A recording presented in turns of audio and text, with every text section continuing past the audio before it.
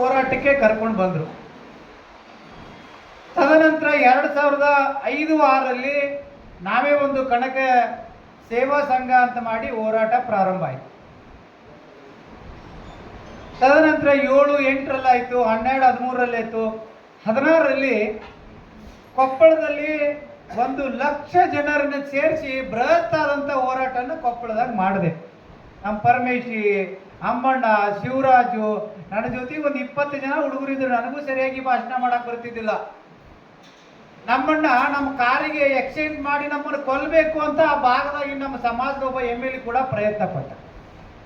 ಅದಾದಮೇಲೆ ನಾವು ಕಂಪ್ಲೇಂಟ್ ಕೊಟ್ಟ ಮೇಲೆ SP ನಿಮ್ಮ ಗಾಡಿ ಅರೆಸ್ಟ್ ಮಾಡ್ತೇವೆ ಅಂದಾಗ ದಿವಂಗತ ನಮ್ಮ ಭಾಗದ ನಮ್ಮ ಕೊಪ್ಪಳ ಜಿಲ್ಲೆಯಲ್ಲಿ ಹನುಮಂತಪ್ಪ ಅಂತೇಳಿ ಅವ್ರದ್ದು ಹೋಟೆಲ್ ಇದೆ. ಅವರ ಒಂದು ಹೋಟೆಲಲ್ಲಿ ಸಂಧಾನ ಆಯಿತು, ಬೇಡ FIR ಮಾಡೋದು ಅಂತ.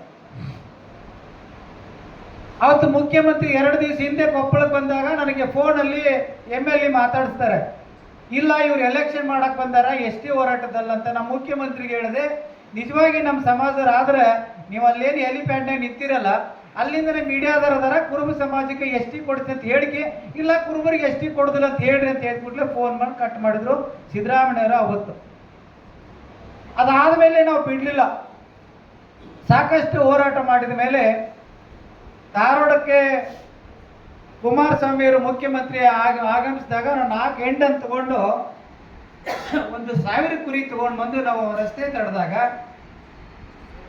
ಅವತ್ತಿನ ಪೊಲೀಸ್ ಕಮಿಷನರ್ ಆದಂಥ ರಾಣಿಯವರು ಮುಖ್ಯಮಂತ್ರಿ ಕುಮಾರಸ್ವಾಮಿ ಜೊತೆಗೆ ಭೇಟಿ ಮಾಡಿಸ್ತೇವೆ ಅಂತ ನಿಗದಿಪಡಿಸಿದ್ರು.